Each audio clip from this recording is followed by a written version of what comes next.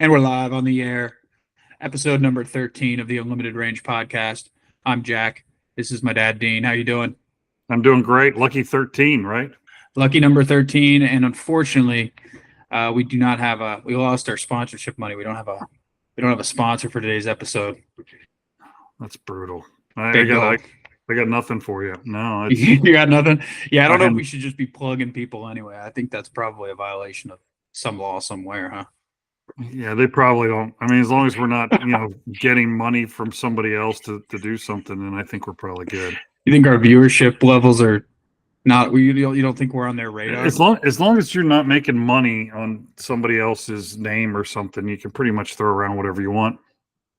Yeah, I wonder about that. I wonder if hypothetically we had a big audience and we were acting like we were sponsored by Big Gulp, if that would be a problem. Think so? I mean, it might be, but I don't think Big Gulp would take us to court over that because, if anything, it's doing something better for them. So unless we're trashing it, yeah, that might be bad. Or somehow ruining their brand, then I think you're not. I think you're good. You're just like, I don't know. I don't watch Joe Rogan, but does Joe Rogan do product placement stuff? And that's I think there is some of that. Yeah, I think there is some of that. I think there's some time. Oh, I also think if you declare I think if you say, hey, this isn't a sponsorship, you can kind of just say whatever you want. So I don't think you probably could get in some trouble if you were doing that, but outside of that. But anyway, so you've got a first item on the agenda. You're headed out tomorrow for Alaska, right? We are. First thing, 7:42 a.m. flight from Nashville to Seattle on to Anchorage. Yeah. How long's the total trip going to take? I think the total trip is 11 or 12 hours. We're in Seattle for a couple hours, and then we're really not going to be on the ground too long in Anchorage. We're going to be an evening there, so probably dinner, and then I'm not sure why I did this to myself, other than I know the time change, but at 6:45 a.m. we are scheduled to be on a train to Seward, Alaska, which is about a 4-hour train ride, I think, and very cool. The top of the line kind of bullet train type deal. But they got the glass, I think, up top, and you can see out the thing, and they feed you breakfast on there, and it's going in style. The Alaska Railroad. It's big deal. Kind of a big deal. Yeah, I'm looking forward to it. Yeah. So you is this the last state you'll be going to No, this is number 49. I felt like I probably should have done this a little differently because last year we were in Alaska. That should have been Hawaii. We were in Hawaii. That should have been number 50 since that's when it joined the Union. And then Alaska's 49. So we actually kind of hit in this one. No. Wait, so where have you not been? North Dakota. Oh, you hit south, but you didn't. I've been in South Dakota a couple times. I've been to the Badlands and Mount Rushmore and Lead, South Dakota, where all those people were, gold mining and things like that. So there's just some cool stuff in South Dakota. So when you look back on this, do you think you'll have some regret that, maybe in 10 years or so that you didn't hit Alaska last, that you missed North Dakota? Probably not. I mean, I think the nice thing about it is Allegiant has I think I can hop on a plane straight to Fargo, North Dakota, and for pretty reasonable, less than $100. So I think that's going to be on my list. There's a national park in South Dakota, Theodore Roosevelt National Park, and one of the bucket list hikes that I need to have on my 100 national park bucket hikes is in Theodore Roosevelt National Park. So I'm going to go up there. I don't know how far it is from there to Fargo, and then do a hike at some point, probably next summer. Yeah, it kind of makes me think about a question I have for you based on that. Has every time you visited a state or something, has there always been as part of the thought process you just want to go to all 50, or have you tried to make an effort that I want to do something specific here? No, it hasn't always been like that. I mean, I do think that the minimum requirement is you go and you have to get in and do something in that state. So I've only been to Mississippi once, and it was to have fried chicken. So we drove from Memphis down to, across the border to where Gus's Fried Chicken, which if you like fried chicken and you're in the Memphis area, I highly endorse Gus's Fried Chicken. It is like really out of this world. So we went in there and had your mom and I had some chicken and a whole, 3-piece meal and called Mrs. Check the box there. Well, But little follow up to that one because I've always felt this is personal on my end. Because we used to travel, we took a good amount of trips growing up. yeah, But there are some places I feel like it's maybe unfair to count. Do you feel that way? Like there's places I can say I've been, but I'm not so sure. Like I give me an haven't really had example. Give me an example of what you're talking about. well, I guess you could break it down into two categories because category one would be places that I was probably too little to remember, that I may have Okay. been. And I don't know exactly off the top of my head. Well, Arkansas was one, but then I went back to Arkansas because like we used to, I think, go to Arkansas or whatever a couple times, but I Your Uncle wouldn't have Billy. remembered. Yeah, Uncle Yeah, Billy Uncle lived Billy. there. Yeah. Shout out UP. So there's that category, and then there's other ones like we literally stopped over and I think we had lunch in Utah. I think we were in Salt Lake, but I've never been there. I Where's don't some other really place? count airports, if that makes any So difference to airport. your question. So I haven't been to Utah. Yeah, I don't. Yeah, I don't think that's. That doesn't I'm not work. sure why fried chicken in Mississippi counts and landing in Salt Lake and then flying right back out doesn't in my mind. But I have been to Salt Lake a couple times, so so I don't think there's anywhere I'm not counting. So back up a little. Like I didn't really start thinking about this until a couple of years ago when Well, I that had was been. my kind of my other thing I was going to ask too is like, were you just originally when would you say if you could pinpoint that were like might as well hit all 50 here? Well, when your mom and and I had been to some places with business that, I haven't been with your mom or anything else like that, like Portland. I spent a couple days in Portland, in business, and there's probably some other places that I had done, and I'd done quite a few before, I met your mom, and then there's some that we just done on ourselves, and then, I think it started out of the conversation like, well, what state have we been to? And I have, Lynn will say, I haven't been to that state. I'm like, oh, I have been to that state. And we kind of start adding them up. You're like, "Yeah, I've been to quite a few states. So it's probably somewhere north of 35 when I was like, if we, if I do this, I could say, I've been to all 50 states. So, Yeah. when we went to, Glacier National Park, we did Yellowstone and then up through Montana, and then we did Glacier. We were leaving Glacier. We actually didn't have a plan for how to get home. And I was thinking about going through North Dakota then. I probably could have, I think that'd be a knocked that cheat. off I the think that'd list. be a little bit of a cheap out though. The old I do drive through. I do think there's a couple of them that I'd probably be like Mississippi. I do want to go down to Oxford and stuff where the University of Mississippi is. I heard it's a really cool town, and I'd like to do a little bit more in Alabama. So there's some states I haven't really done a whole bunch in, that I wouldn't mind going back and being like, yeah, I did that in that state. That, and you're like, yeah, it's a little more than having fried chicken, but so I don't know. I mean, you know Yeah. what I mean. Well, in my kind of as you're talking about so I think so I've been somewhere probably between 30 and 35. I think I've missed most of the like the middle area. I've been to some of those Midwest states, but I haven't been to others. I really haven't been up to Big Sky country, as you like to call it. Hmm. I think I've missed a couple of I really haven't been up to the Northeast, but I think I've hit about everything else. Um, Curious what you would think about it because I think the one thing that's kind of cool is that although it's not like you're going to a different country when you go to most of these places. Like you can definitely tell, like it's, all of it feels like America versus like you go somewhere else. I haven't really been too far out of the country, but even as far as Canada, I remember going to I've been to Canada twice. And it's interesting how even though it borders on the United States, there's so many things that stick out, like you feel like you're in a different country because you are. But what are some if you have off the top of your head like that you've been to 48, now you'll be 49. What are some things I think that stick out um as like different regions or just specifically different states that are most interesting that you've been now that you've been to so many?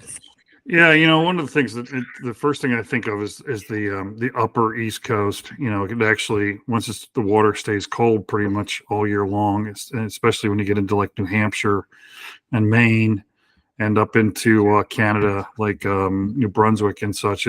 It's really rocky and it's absolutely beautiful. It is very unique for the East Coast because the rest of the East Coast is really sandy beaches and everything else like that. Um, and I haven't done too much. That's probably one place we had planned to do a trip up through British Columbia and all that, and like the upper northwest coast. And we just for some reason some of the planning fell apart on that. But I think we did a California road trip a couple years ago where we did San Francisco around through Tahoe and Yosemite and over to Carmel. I thought that was one of my favorite trips, and up into Toronto. So we did Canton for the Hall of Fame, Football Hall of Fame, and then Niagara Falls and Toronto and Detroit. And that was a great trip. And I think one of the things I think that is really super, and your mom and I did a trip where we went from Cincinnati out to Glacier and all the way up in northern Montana that actually butts into Banff, which is another place I'd love to go at some point in time.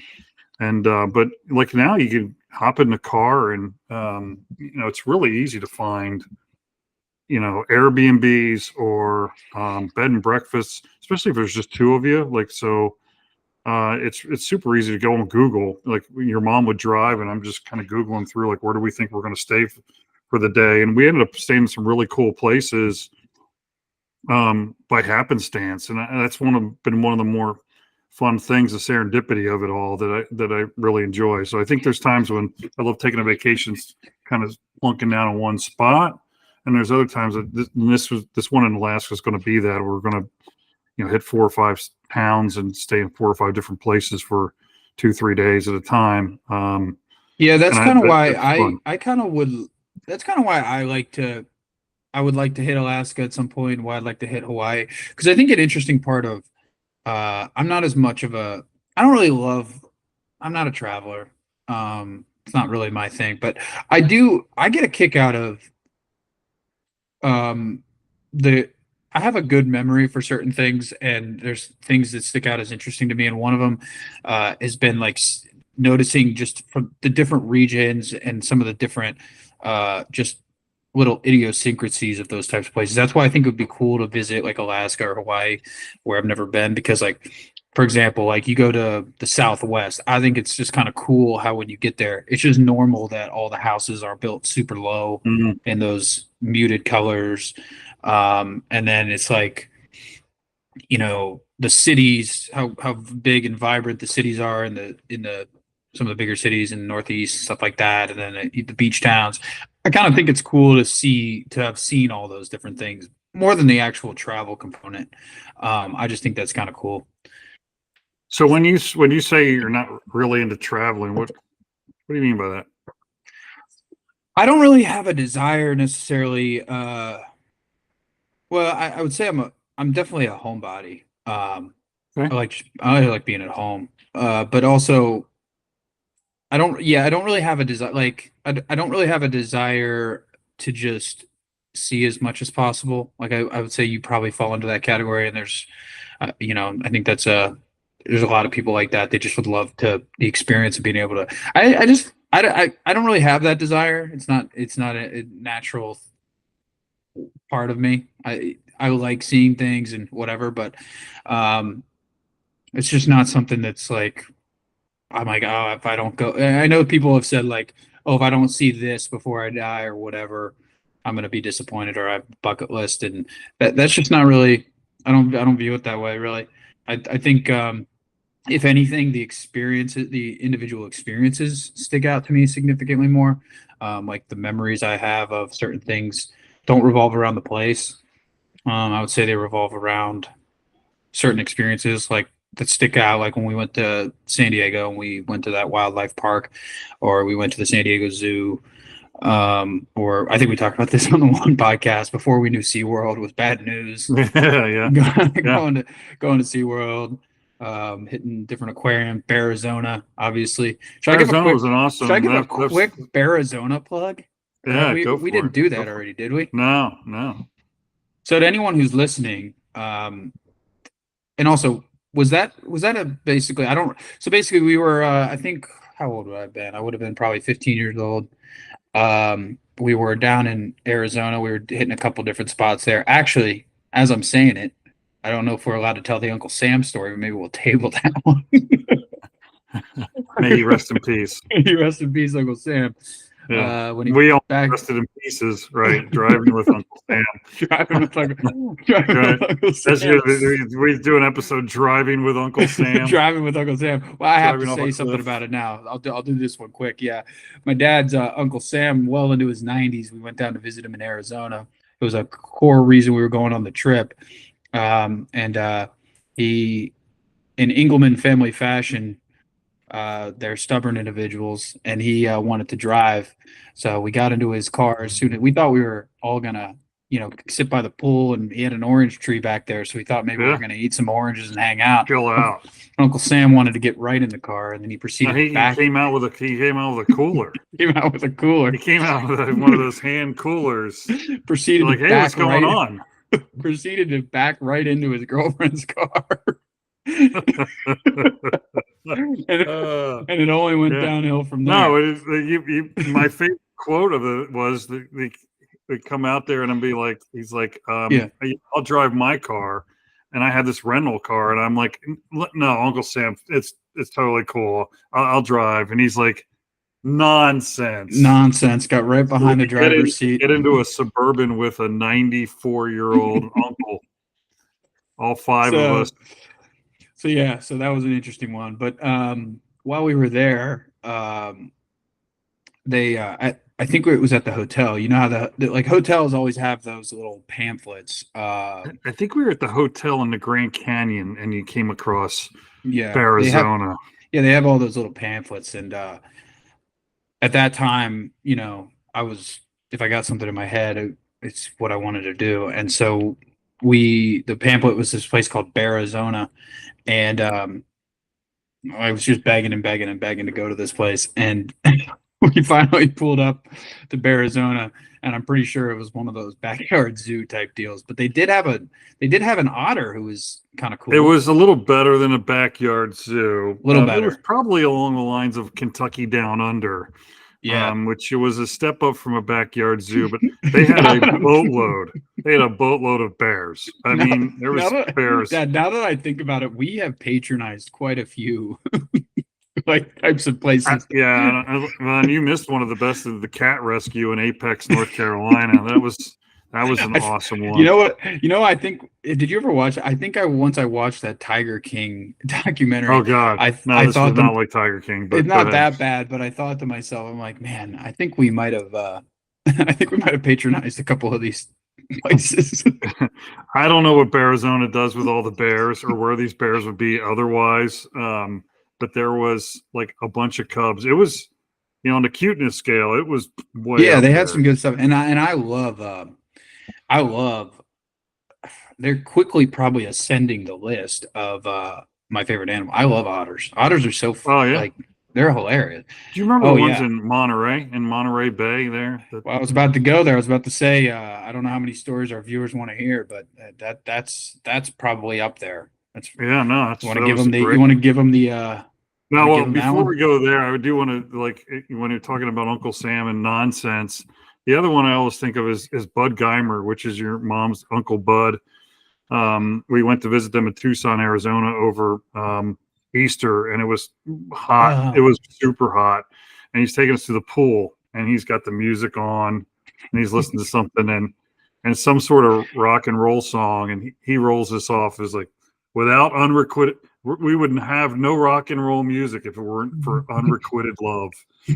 And so 10 years later, I'm still reciting a little Bud Geimer. I pray, that he's doing well, but that was great. And so, off the heels of the success of that trip, we did take a trip around California, and we landed. The last real stop was before Google headquarters. We stopped in Monterey and Carmel, and went to the Monterey aquarium. And you can walk around the town of Monterey. I think we were walking around the town of Monterey, and there's the bay right out there, and you just have these otters just out there on their backs, getting fish and doing it. Like it was really awesome. Yeah, and I've seen. And here's where I want to go with this one, because I'm interested. This was probably, well, I think this was 2019, if I want to say so. So I think I was probably 5 years and maybe past at this point. So I'll just give the highlight quick, and then maybe we can break it down from a fundamental standpoint. Essentially, this is the Monterey Aquarium is one of the nicer, top-ranked aquariums in the United States. It's up there with the Georgia Aquarium. It's in Chattanooga. There's a couple. It's unequivocally in the top 5. It's because they take conservation very seriously. It's in a beautiful spot right on the bay, as you mentioned. It's a lot of money sunk into this place. It's awesome. But I think their biggest attraction is I think the deal is they're actually sea otters. Most of the time when you are at an aquarium or anywhere else, you're going to see river otters, and these are actually sea otters. They're a little bit bigger, but they have a huge enclosure for these guys, and it's like their biggest thing. So I think they have like 3 shows a day, and they're spaced out. I'm a big aquarium guy, and I'm also, if I'm spending my money, I want to get my money's worth. So we basically figured out when the show times were. That was the first thing we did. Got in.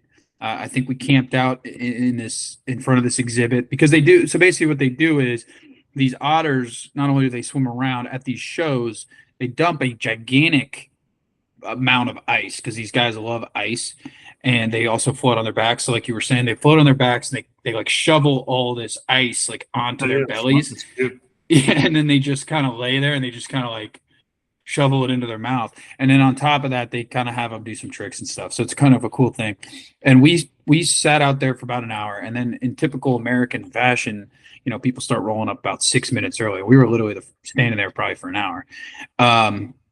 As the show is about to start, this woman taps me on the shoulder and asks if I can move so that her like 2 young children can see. And I didn't really snark at her, but I just kind of was like, I've been here for an hour. I'm not moving. You could have, got here earlier. There's a little back and forth. A couple bystanders started chiming in. Kind of, it didn't really get contentious, but you could tell there was a mixed. It was uncomfortable. Emotions. It was uncomfortable emotions in the crowd, because you could tell you were getting stares from a lot of people that were kind of just like, "Come on, move aside." It's a kid, and then there was probably some people who didn't care, whatever. So anyway, my whole thing was telling that is that 5 years later, I still think I was in the right. How do you feel? I still am too. I wasn't going to move. I think I said to her, I'm like, we've been standing here for an hour waiting. I tell that story. I'm sorry you didn't. But you didn't, and that's the choice you made. So you were walking around looking at exhibits for 50 minutes, and I was standing here at this one exhibit. So why would I now move, right? So I think I'm not typically like that. I'm usually, typically, oh well, like I'm going to try to keep the peace or whatever. But that was, in my mind, I was really rude. So I'm sure she thinks to this day that we were rude because we didn't move. But that was to me a ridiculous ask. Yeah, I say that because I'm hoping if we have any viewers, maybe people weigh in, because I don't know if it's in our family thing, because I feel like everybody in our family felt the same way. Like, we've been here, we did, whatever. And it's not like kid specific either. That's the other thing. It's like one thing if you're blocking the view to like Barney or something, and you're like, it's like, okay, come on, man, this is a kid's thing. Right. But like, some guys like muscling some kid out of the way to try to get an autograph of somebody or something like that. Yeah. Wait, And it's not like waiting in line for a roller coaster where like you're just going to get on the next roller coaster and have the experience you would have had anyway. No, right. this was like an infringement of what I was waiting to do.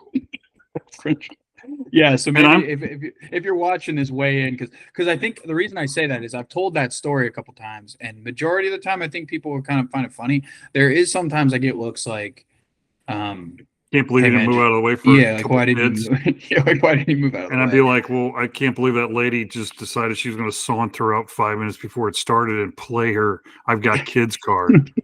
I'm sorry, Well, that card doesn't play here. as you said that, That's not currency. as you said the autograph thing, I was Yeah, wondering. I can't remember. I thought you had a story, but I don't know if the statute of limitations or if I'm even just remembering the story wrong. Didn't you have like a buddy or something that, or was it me? I can't remember. Was it? Didn't you have like a buddy or something that knocked was like? Did I get knocked out of the way at a training camp to get an I autograph don't once? know. I know we went down to Bengals camp the one year, and when they were still doing it down in Georgetown, and you had like a lot of access to players, and I think you had a little football that you had brought, and we had, Oh, you know what? That's signed it. what it was. That's what it Yeah, was. So I did get I had that little football for years that I got yeah. autographed, but I remember it was one of your buddies from work. I think all the kids were blocking the gate, or like all the kids were up front. He was having a hard time, and he was like, this guy was, I forget who it was. He was hell bent on getting his little autograph, and I think he had me like maneuver through the crowds for him. I think he gave me one of those big autograph footballs, maybe slipped me $5 or something, and had me like Uh, go over there and get the auto for him. yeah, I remember something about that. Yeah, I mean, in general, just tell me this: are you an autograph person?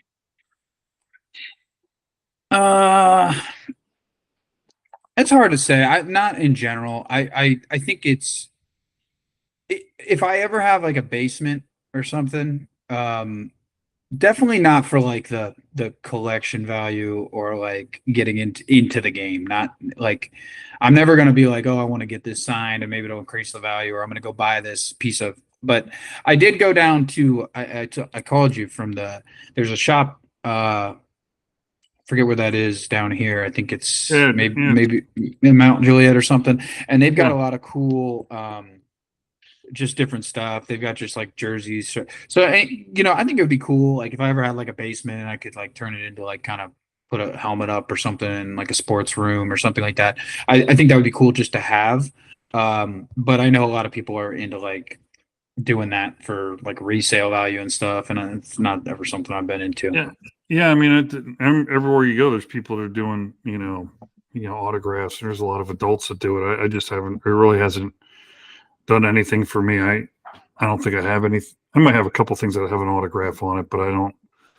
I will Um, say I'm the one thing is I wish I was a little bit more. There's been a few times I've either at like games or even like a couple times maybe I've noticed someone. I wish I had the nerve to go up sometimes and like get a picture with somebody, because that's happened a couple times, and I just don't want to be that guy, and I'm not really comfortable doing that. But I do remember like Deshaun Jackson.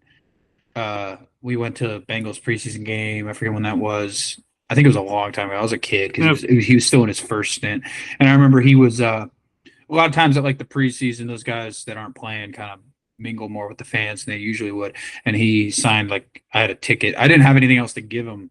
I thought I didn't bring like a football or anything, and I don't think I had a jersey on, so I just had like a ticket. I gave him my ticket. He signed it, and that was cool. But like if I could probably go back and get like a picture instead, that probably would have been worth like more value there. But I'm not really good at thinking on my feet in those situations either. yeah. I don't know, like if it really would enhance the value I got out of the interaction or anything. I mean, it is. I guess it's a way to have an interaction with someone, but yeah, I don't. Do I you don't. have any good autographs? I can't think of any. No, and I can't think of any that would be like, wow, if I had that person's autograph, I would hang that in a prominent spot where I'm living or in my I, office or something else like that, right?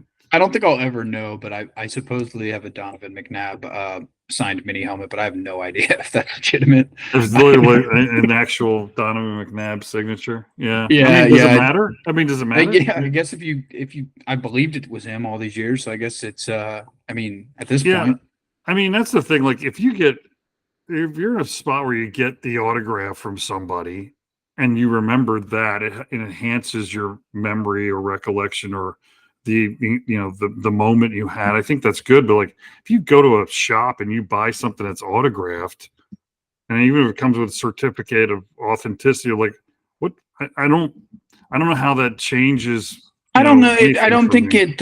Yeah, I get that. I think it would just be kind of. I think if in the like what I'm saying is if you had a cool man cave type thing, it Yeah, would just I be. mean, I could see it being cool to have. I wouldn't. if you I looked, I wouldn't mean, drop if you serious. went to the, I yeah, wouldn't if you drop went to that serious man, dollars. Like yeah, I wouldn't go buy like a $10,000 like whatever. Like, but right, that was why that shop was kind of cool because I always kind of thought that stuff was like really expensive and crazy, whatever. yeah. And a lot of the like certain memorabilia is, but it all depends because like it's basically based on the demand and the supply of it. Like obviously, like a Babe Ruth bat signed is going to be like outrageous, but like a lot of the modern day people set aside, a couple hours every few weeks or whatever and sign like 1,000 things. So it's like it's not terribly expensive. The one thing that I did have that was autographed that I kept on my desk, I think, for a while was in like a little one of those little plastic cubes was a baseball. And your mom had worked with a girl whose dad was a scout for the Phillies in the early 90s. And if you remember anything about the Phillies in the early 90s, they did go to the World Series. It was right before the strike of 94. So I think it was 93. They lost to Toronto. Mitch Wildman Williams and Len Dykstra and all that. And everybody on the team signed his ball. It was kind of cool. You still have it? Um, I don't, I think so. I think a lot of the signatures have faded, honestly, Mm, on it. I don't, yeah, but I whether it still was have worth my a signed. nickel or I still whatever. have my signed fourth grade grand slam ball. I think I Oh, personally autographed that one. yeah, that was, Uh, so I don't know what that's worth, but no, it's anyway, worth it. It's worth to me more than probably my Phillies baseball. more than Like, your I Phillies mean, baseball. it brings back good memories. I mean, although I did, that's when I stopped watching baseball right before that, right when they had that strike. I was like, I'm done with baseball. So Yeah. the Phillies were literally the last World Series, I believe, if I'm getting that right, that went, Joe Carter did a walk off in Game 7, or something along those lines. It was a great series between Toronto and the Phillies, and I think the next year they went on strike and canceled the World Series. I'm like, hey, listen, they're going to cancel the World Series I'm because out. they can't agree. I'm done with this. I'm So out. I'm out. I I'm was out. out. So that Yeah. was a lot, So yeah, I still don't really watch too much of it. Yeah. Yeah. Well, we're cutting it close here, but before we end it for today, basically, why don't you give us like a little expectations rundown, what you're looking forward to? Maybe just give us a little highlight overview of the trip you're taking, and then maybe next week, next time, or not next week because you'll be I'll in be in Alaska. Denali. I will be in Denali National Park next week. Yeah, so we Um, won't be podcasting for probably a couple weeks, but then maybe we can compare notes. You can kind of talk about the before and after once you get back. Yeah, so we're doing a flight over Denali from Talkeetna. So like in one of those small planes. We're gonna go over Denali and those mountains, and then we are whitewater rafting in Denali. There's a big we're going to do a all day cruise around uh, the fjords and stuff near Seward. I'm really looking forward to that. Hopefully, we see some whales and such. Oh, I'd love to see a Um, whale. Yeah, I'm really hoping, and we actually do some kayaking in Resurrection Bay. So there's I think a lot of puffins and things like that in Resurrection Bay. So I think that should be a lot of fun. So kayaking will be probably this weekend or Sunday or Monday, and then we're doing some. They have a really nice aquarium there, I think, in Seward. So And you're I going to can get give some you. Northern Lights action too, aren't you? So we are going all the way to Fairbanks, and I hope to get some Northern Lights, and then I think we're going to go see where they have some sled dogs and things like that. They let you do some things in the summer. They let you just They hop clearly, right into the Iditarod. yeah. I don't think I think they actually have them. They'll hook them up to like a golf cart or something, so they clearly can't It's not pull the some. full Iditarod No, experience. it's not the full sled dog thing. But like your mom said last night, if you're not the lead dog, your view never changes. So, Why would you say? well, she What didn't would be the actually. context? I really don't remember. And then she kind of butchered it and said something a little bit, But you got risque what or you got where she off was color. going with it. But yeah, it's like definitely the view doesn't change. So, um, there's all kinds of things. So there's a couple good bucket list hikes. Hike to a glacier, exit glacier, in Seward, and that's in Kenai Fords, and so we'll see. Maybe we'll see some bear. I don't know. We're not going to Brooks National Park or Brooks River or Brooks Stream or whatever they call it. That's where, if you ever see pictures of the bears fishing right out of the Oh rapids, yeah. that's in Brooks Brooks Falls is what they call it. It's in Katmai National Park. And it's like you can go over there for like 6 hours and watch bears, but you have to get there by helicopter or airplane, and it's kind of a lot. So I was like, well, let's see what else is going on. So we're not Not doing that. specifically going for bear Bears. watching, but I hope to see some along it because there's a lot of bears in Alaska, the whole state. So Yeah. um, Well, before we wrap it up, give me your on 1 to 10. What would you say? We'll do it before and after expectations for the whole trip. What are you thinking? Hoping it's a 10. you always hope it's a 10. I've been planning since I think January or December. All this so we're staying in like a couple different bed and breakfasts. I did a lot of searching for that and through a lot of reviews, and some of the ladies that were running those have helped us, set up some different reservations and things like that. And so it's definitely an organically planned trip. It's not a cruise, and it's not you're not on a tour. We wanted to do it at our own pace and see what we wanted to see. So I'm thinking it should be really good. Yeah. But I don't want to jinx it. Right? Don't jinx it. So we're high expectations. We'll get the results of the trip probably back in 2 weeks. So we'll wrap it up here. But to our loyal fan base, we appreciate you. We will be out of here for probably 2 weeks. Yeah, be back 2 weeks. probably right after Labor Day. Yeah, Right after. And I think that's still the NFL season will start the following week, right? You'll be back Thursday. No, start that Thursday. So we might be on the cusp of. You might have to do Alaska and talk about a little bit of NFL because unfortunately we didn't get to fantasy football today, and we probably won't then because we will basically be back after all the drafts have occurred, but that's okay. We got football coming up. We got a big trip to Alaska, and we will talk to you guys after that with episode number 14. Do you have anything before we wrap it up? Nope. Have a great week. Great week ahead, and we will talk to you guys. We'll talk to you guys later. Sounds great.